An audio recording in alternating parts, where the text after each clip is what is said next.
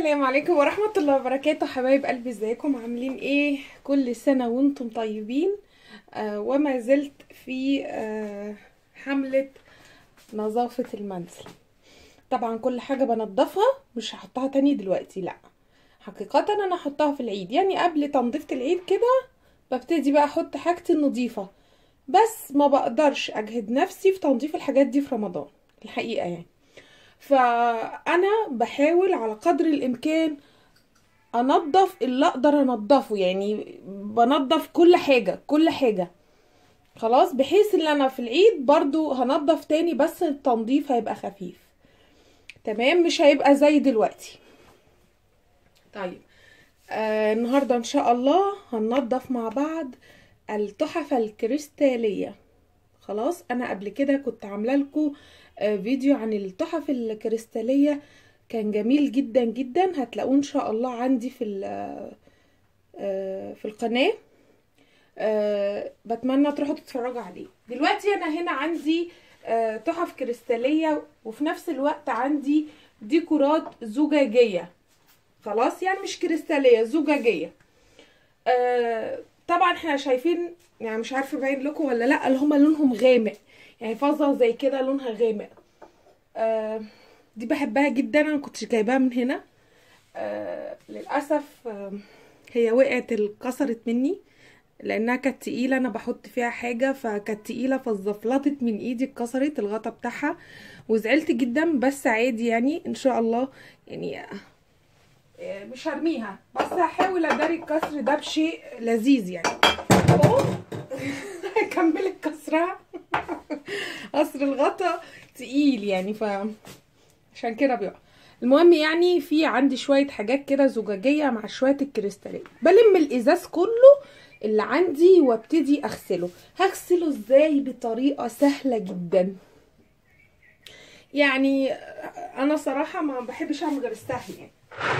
بصوا، عايزه اوريكم شويه حاجات، بس انا حطيتهم هنا في الميه.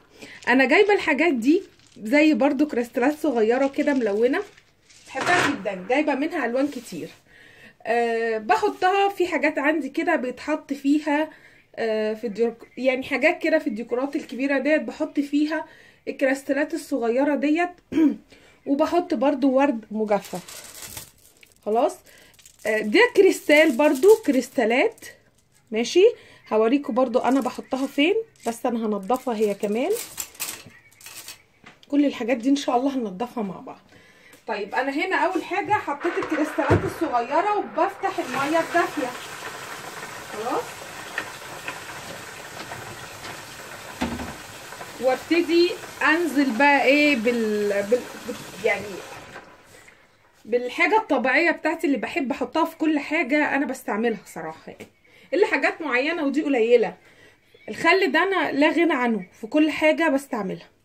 هنا احط شويه خل حلوين، خلاص، وشويه بريل من اي صابون انت بتستعمليه، وابتدي ادعك الكريستالات الصغيره دي بالطريقه دي. انا الاول حطيتهم في ميه ونزلت الترابه اللي عليهم في ميه، وبعدين غيرت الميه تاني وحطيت الخل والصابون.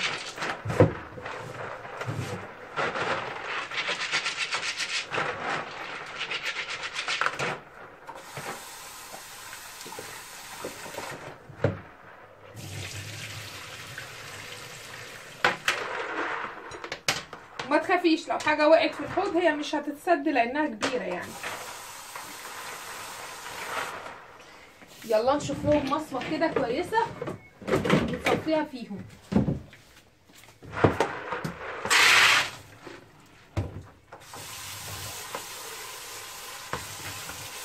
على فكره متعه قوي، بحس ان انا مستمتعه صراحه وانا بنظف الحاجات دي، يعني اكتر حاجه ببقى مستمتعه فيها في النظافه بالذات يعني.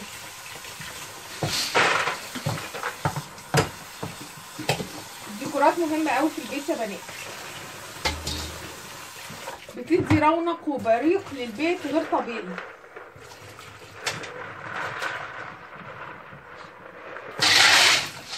مش معنى كده يعني لو انت مش يعني لو مش ما قدرتش ولسه بتبني حياتك، لا ما تروحيش تجيبي شويه حاجات ديكورات وبتاع وكده وانت لسه بتبني في حياتك انت وزوجك. خلاص ادي هم بقوا زي الفل، حطهم برضو على الفوطه ينشفوا. خلاص نبتدي بقى نشوف هنعمل ايه في الحاجات الميه دافيه. برضو بريل، شويه خل، خلاص. الاسبونشه قلت لكم قبل كده اللي ما بسيبهاش من ايديا يعني. على فكره انا المفروض البس الجوانتي لاني ايديا تعباني يعني، والدكتور لو عارف كده ممكن يذبحني. فعلا ايديا تعباني من المناعه.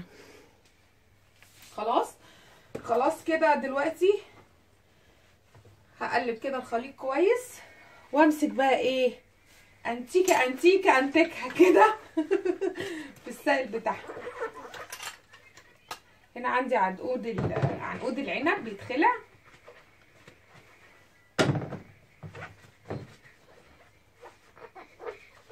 بالاسبونشه هتخليهم زي الفل. خلاص. وانعم حاجه على الحاجات اللي زي كده هو الاسبونج.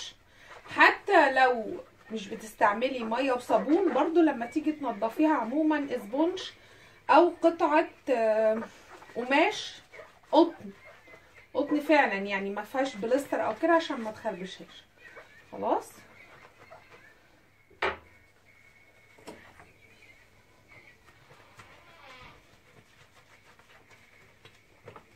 ما تخافيش الحاجات دي مش هتطوس لانها بتبقى من النحاس. ده لو الكريستال اللي انت جايباه كويس. خلاص يعني فرز اول او كده.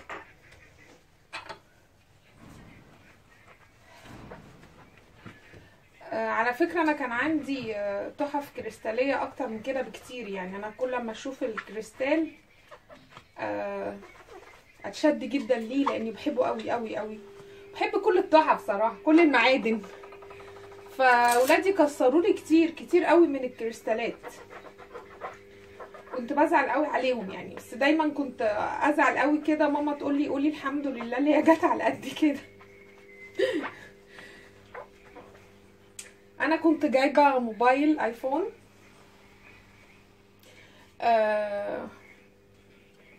وابني احمد الصغير قام الفجر. انا على طول بقفل باب التويلت يعني، مش بخليه مفتوح ابدا. وولادي كلهم عارفين حاجه زي كده يعني. اهم حاجه باب التويلت على طول مفتوح، في ايديهم داخلين طالعين مقفول يعني. اسفه على طول مقفول. المهم ابني كان لسه يعني شويه يعني من سنه كده تقريبا، وكنت جايباه بمبلغ وقدره يعني، وكنت سعيده جدا بيه. المهم فابني قام ودخل التويلت، وهو كان عنده تقريبا 3 سنين. فهو خده من جنبي من على الكومود وانا نايمه، وراح داخل التويلت. وبعدين هو بيلعب بيه طبعا جيمز، فكان ماسكه في ايده. هو يعني بيدوس على السيفون، فوقع منه في قاعده التويلت.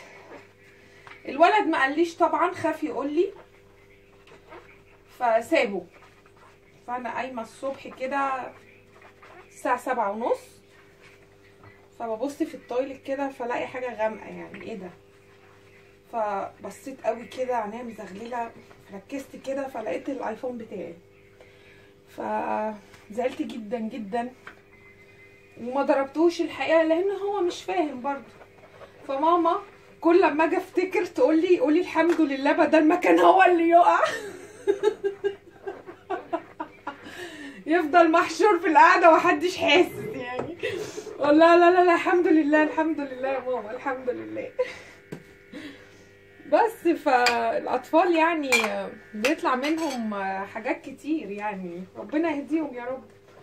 ربنا يهديهم ويصبرنا على افعالهم الشيطانيه دي. بس انا بقى هفضل اغسل كده عشان بس انا بدردش معاكم بدل ما افضل ساكته كده وانا بنضف، فقلت يعني ادردش معاكم شويه. خلي بالنا لو في عندك حاجات زجاجيه من دي اللي هي زي الحاجات اللي انا جايباها، الفواحه والبطه والحاجات دي، خلي بالكم اللي هي بيبقى دي ازازها خفيف. يلا بقى نغسل الدرج بتاعي، الازازه اللي بحبها. انا كنتش جايباها من مصر الحقيقه، فعشان كده هي غاليه عليا، وحتى لما الغطا كسر منه جزء بسيط كده برضو ما رمتهاش يعني بحبها قوي.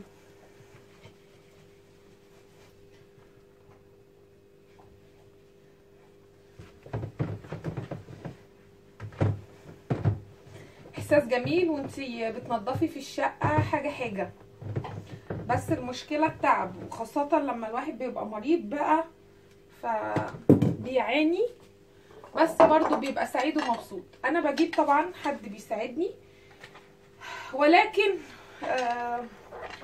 ما بستريحش غير بعمايل ايديا. مهما كان مين اللي بينظف معاكي او بيساعدك في تنظيف المنزل، برضو مش زيك انتي، لان انتي اكتر واحدة هتخافي على حاجتك. حصل مواقف كتير جدا من اللي بيجوا، بس انا بخليهم صراحة يساعدوني في الحاجات التقيلة، يعني حاجات زي دي انا استحالة اخلي حد ينظفها لي. ظهر البوتاجاز بتاعي مرة كان في واحدة يعني مساعدة بتساعدني، انا كاتبه على الفون بتاعي اساميهم، المساعده كذا، المساعده فلانه، المساعده فلانه كده يعني. فالمهم كانت بتغسل البوتاجاز وكده، وبعدين حطت حاجه على البوتاجاز وهي بتتحرك زقت البوتاجاز، فظهر البوتاجاز وقع خلاص، وقع واتدشدش مليون قطعه تقريبا، وكلهم لازقين في بعض لانه ازاز حراري. فالازاز الحراري الميزه اللي فيه اولا هو بيستحمل الكهرباء، اسفه بيستحمل درجه الحراره، عشان لذلك هو حراري. وفي نفس الوقت هم برضو عاملينه بميزه اللي هو لما يقع يتكسر، لان بيبقى سمكه تخين ما يقعش ينفجر في الارض، لا بيتكسر فتافيت صغيره زي حبات السكر ولكن متماسكه. فوقعته وكسرته وكده، الكلام ده قريب يعني، واتصلت بالشركه جم ركبوهولي، وكلفتني لشويه حاجات كده اللي هي الفصلات والازاز وكلام من ده 500 جنيه تقريبا يعني. ف هي طبعا يعني مبقتش عارفه تعمل ايه وبتتاسف لي، قلت لها قولي الحمد لله قدر الله ما شاء فعل، الحمد لله اللي هي جت على قد كده. فدايما لما حاجه مننا تبوظ نقول الحمد لله اللي هي جت على قد كده، اخدت الشر وراحت خلاص.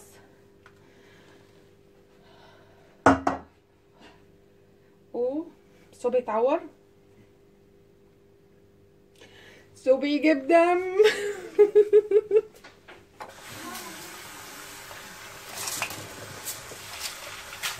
الكريستالات الصغيره هعمل كده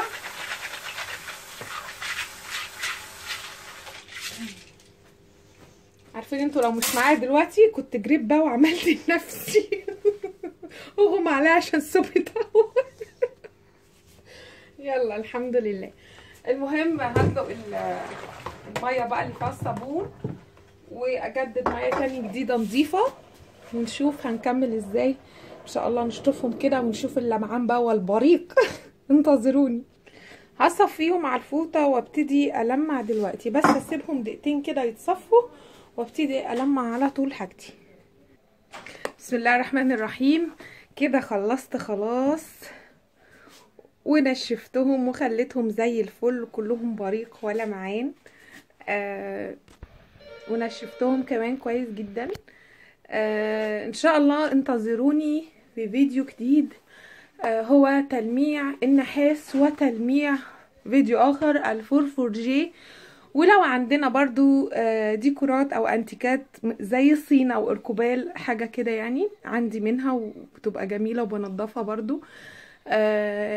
كده خلاص خلصت، هشيل في الكرتونة واقفل واركن على جنب ان شاء الله. شكرا، كنتم مع قناة اسرار شيري، واللي لسه ما اشتركش في القناة بتمنى ان انتوا تشتركوا، هتستفيدوا ان شاء الله.